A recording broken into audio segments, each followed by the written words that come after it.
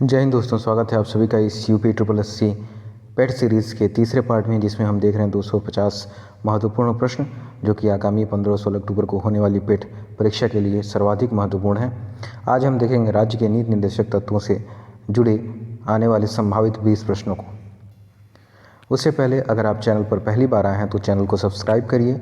अगर वीडियो पसंद आए तो लाइक ज़रूर करिए, और अगर पसंद नहीं आया तो डिसलाइक करिए, और कमेंट करिए कि आप कौन से टॉपिक पे प्रश्न चाहते हैं या कौन से टॉपिक पे आप चाहते हैं कि मैं वीडियो बनाऊं। उस पर वीडियो ज़रूर बनाया जाएगा। चलिए प्रश्नों को शुरू करते हैं। सबसे पहला प्रश्न है, भारतीय संविधान में राज्य के नीति निर्देशक तत्व ग्रहण किए गए हैं।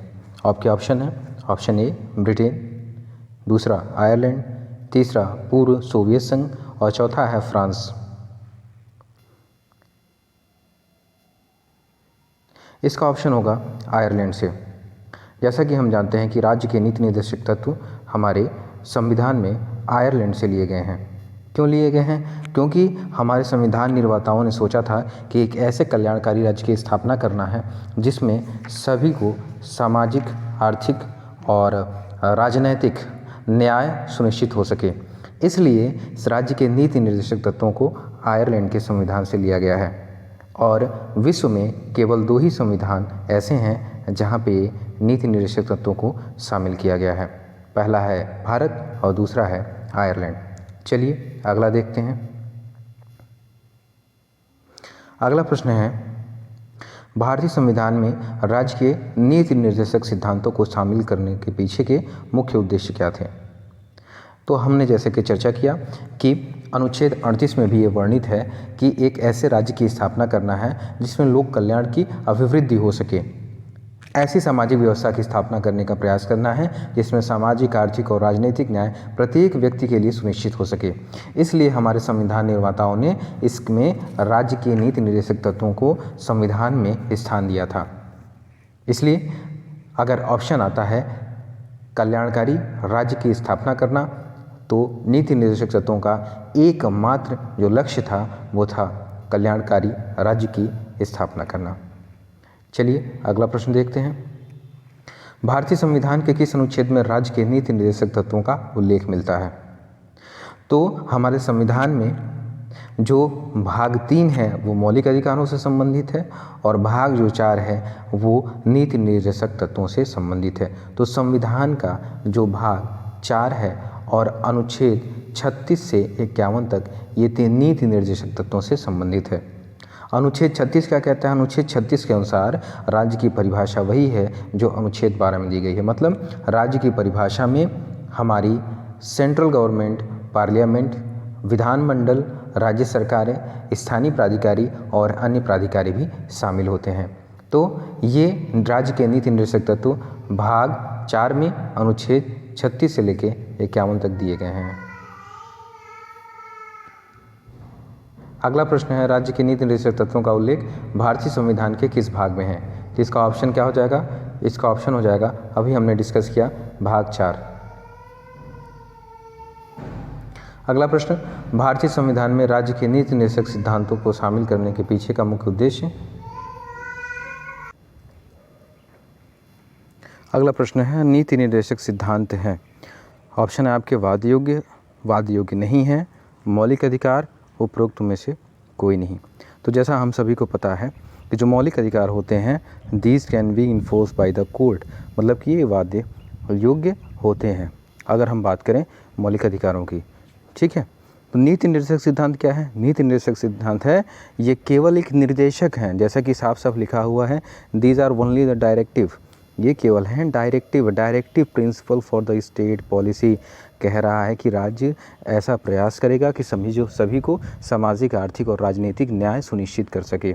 वो कोर्ट के द्वारा इन्फोर्स नहीं कराया जा सकता। जैसे समान कार्य के लिए समान वेतन की अवधारणा है, जैसे एक प्रकार से अवधारणा है कि किसी भी संपत्ति का भौतिक नियंत्रण नहीं हो सकता, भौतिक मतलब सेंट्रलाइजेशन नहीं कर सकता, कोई संपत्ति बहुत ज़्यादा इकट्ठा नहीं कर सकता है, उसको ऐसा वितरण करना है कि अधिक से अधिक लोगों को लाभ हो सके।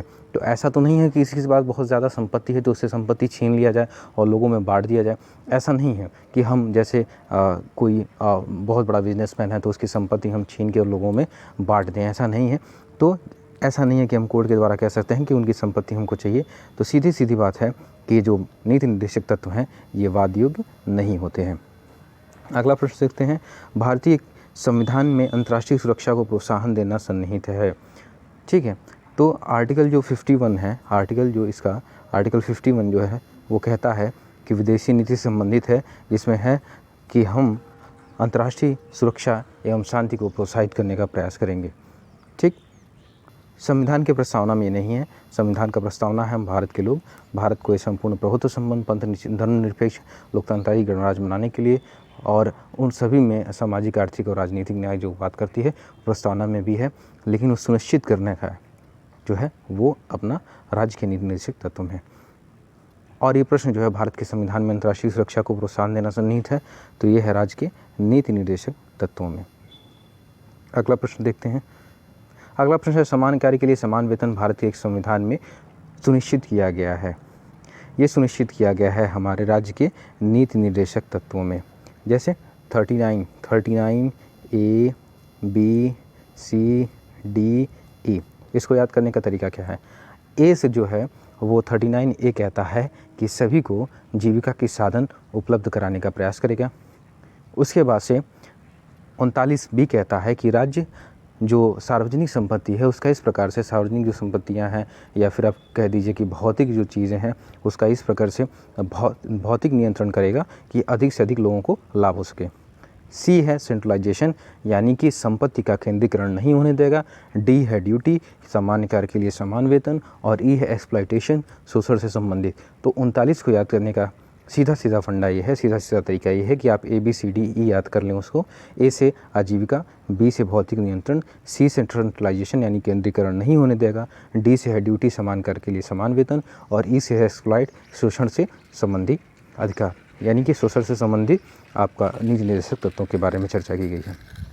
अगला प्रश्न, भारतीय संविधान में कौन से न्यायपालिका तथा कार्यपालिका के पृथक्करण का प्रावधान किया गया है? तो राज्य के नीति निर्देशक तत्वों में जो आर्टिकल 50 है वो कहता है कि हम न्यायपालिका को कार्यपालिका से पृथक्करण की बात करने की कहता है। कब एक दूसरे का हस्तक्षेप जब होगा इसमें तो क्या होगा, तब हमारा जो संविधान है, जो हमारी जो सरकार है वो आपका स्वतंत्र रूप से कार्य नहीं कर पाएंगे। इसीलिए अगर हस्तक्षेप होगा तो इसीलिए न्यायपालिका स्वतंत्र रूप से काम नहीं कर पाएगी, इसीलिए पृथक्करण की बात उसमें की गई है। अगला प्रश्न है, निम्नलिखित में से कौन सा राज्य का नीति निर्देशक सिद्धांत नहीं है? अंतर्राष्ट्रीय शांति को प्रोत्साहन करना, ये भी है। ये आपका मैंने कहा आर्टिकल 51 है। उसके बाद से 14 वर्ष के बच्चों को निःशुल्क अनिवार्य शिक्षा प्रदान करना, ये आर्टिकल 45 है। इसमें कहा जाता है कि जन्म से लेकर बाल्यावस्था यानी कि 6 वर्ष तक के बच्चों को निःशुल्क अनिवार्य शिक्षा या देखभाल का प्रयास करेगा राज्य, और 6 से लेकर 14 मौलिक अधिकार में शामिल है। गोवध का निषेध, ये भी है आपका, ये गांधीवादी विचारधारा में है, जिसमें हम कृषि से जुड़ी चीज़ों को वैज्ञानिक करने का प्रयास करेंगे। ये निजी संपत्ति की समाप्ति जो है ये इसमें नहीं है। ये निजी संपत्ति की समाप्ति की बात जब करेंगे हम तो इसमें ये नहीं है।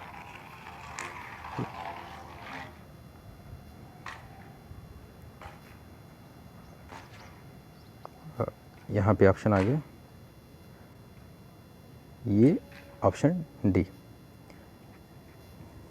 अगला प्रश्न है, निम्नलिखित निर्देशक सिद्धांतों में से वह सिद्धांत कौन सा है जिसे गांधीवादी सिद्धांत कहा जाता है? देखिए, गांधीवादी सिद्धांत की जब हम बात करेंगे तो गांधीवादी सिद्धांत में ग्राम पंचायतों का गठन हो गया, या फिर कृषि पशुपालन से जुड़ी जो चीज़ें हैं वो भी गांधीवादी विचारधारा से हैं। और कुटीर उद्योगों की जब बात करेंगे तो वो भी जो है गांधीवादी सिद्धांत कहा जाता है।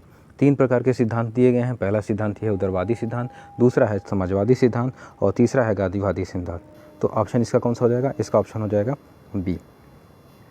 अगला प्रश्न है, भारतीय संविधान के कौन से संशोधन अधिनियम द्वारा टकराव की दशा में राज्य की नीति निर्देशक तत्वों को मूल अधिकारों पर वरीयता प्रदान की है? 26वां, 42वां, 43वां या फिर 52वां?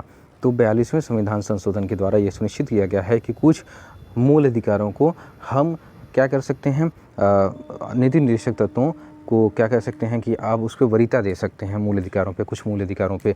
जैसे कि एक आपका जब प्रथम संविधान संशोधन 1951 हुआ था तो उसमें क्या किया गया था कि सामाजिक समानता लाने के लिए जो बड़े बड़े ज़मींदार थे उनकी ज़मीनों को ले लिया गया, एक सीलिंग लगाया गया कि भाई 30 एकड़ से ज़्यादा आप ज़मीन नहीं रख सकते हैं, ठीक है। तो कुछ मूल अधिकारों को उसमें क्या किया गया, आपको परोक्ष रूप से कम करने का प्रयास किया गया, नीति निर्देशक तत्वों को वरीयता दी गई।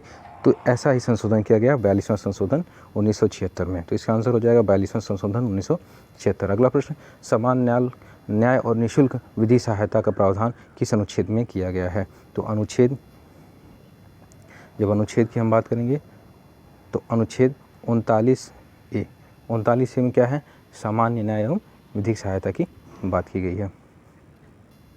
अगला प्रश्न, भारतीय संविधान के निम्नलिखित अनुच्छेदों में से कौन सा अनुच्छेद राज्य सरकार को ग्राम पंचायतों को संगठित करने का निर्देश देता है?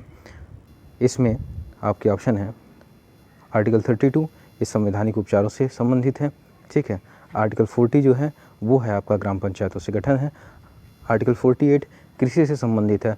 आर्टिकल 51 है अंतर्राष्ट्रीय शांति और विदेश नीति से। तो ऑप्शन आपका कौन सा सही हो जाएगा? ऑप्शन आपका सही हो जाएगा बी, अनुच्छेद 40। भारतीय नागरिकों के लिए एक समान सिविल संहिता प्राप्त करने की बात की गई है। किस में बात की गई है? ये बात की गई है आपका अनुच्छेद 44 में। 40 है ग्राम पंचायतों का गठन, 45 है शिक्षा से संबंधित। तो ऑप्शन आपका कौन सा हो जाएगा? ऑप्शन आपका बी हो जाएगा। अगला प्रश्न, संविधान के किस अनुच्छेद में न्यायपालिका का कार्यपालिका से पृथक्करण का उल्लेख किया गया है? तो किस में किया गया है? पहले तो बात हम करते हैं कि 36 से लेके 51 तक आपका नीति निर्देशक तत्व है। इसमें से सीधे सीधे अनुच्छेद 58 को आप एलिमिनेट कर दीजिए। 45 में शिक्षा संबंधी प्रावधान है कि बाल्यावस्था के दौरान बच्चों की देखभाल। आर्टिकल 46 आपका संबंधित है अनुसूचित जाति एवं जनजाति से, जिसमें आप शोषण के विरुद्ध उनको कुछ अधिकार प्रदान किए गए हैं। अनुच्छेद 50 है आपका न्यायपालिका का कार्यपालिका से पृथक्करण। तो आंसर कौन सा सही हो जाएगा? आंसर हो जाएगा आपका सही, न्यायपालिका का कार्यपालिका से पृथक्करण।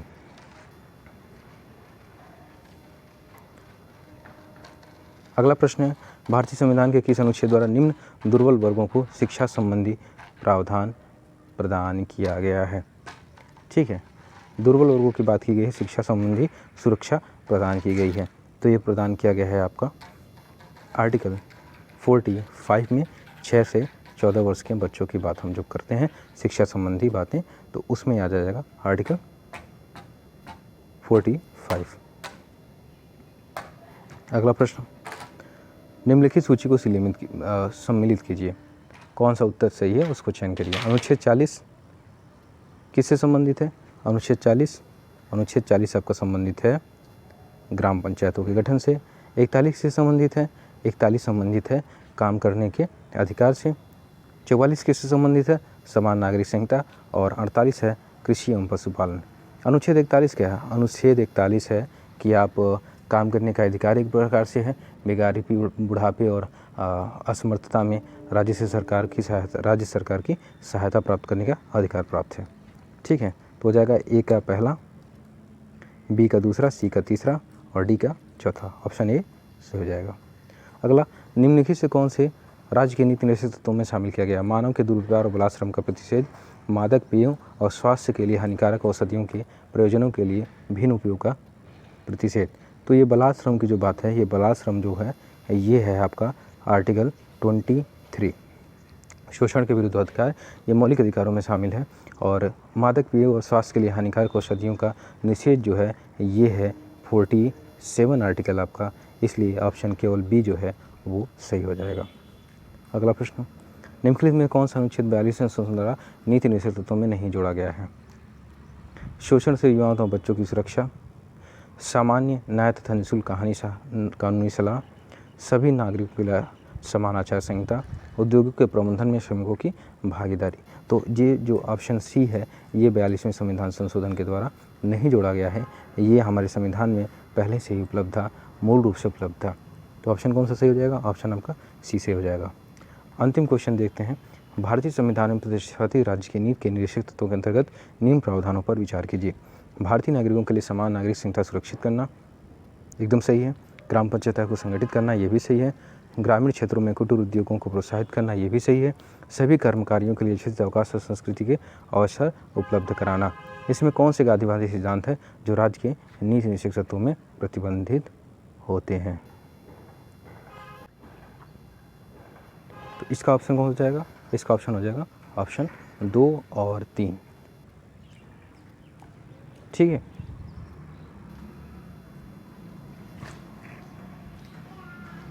चलिए यहीं पे समाप्त होता है। तो इस वीडियो में इतना ही। अगर आपको प्रश्न समझ में आया हो और वीडियो अच्छा लगा हो तो लाइक करिएगा, अगर समझ में नहीं आया हो, अच्छा नहीं लगा तो डिसलाइक करिएगा और चैनल को सब्सक्राइब जरूर करिएगा और कमेंट करके बताइएगा कि आपको कैसा लगा। चलिए मिलते हैं अगले वीडियो में, तब तक के लिए धन्यवाद।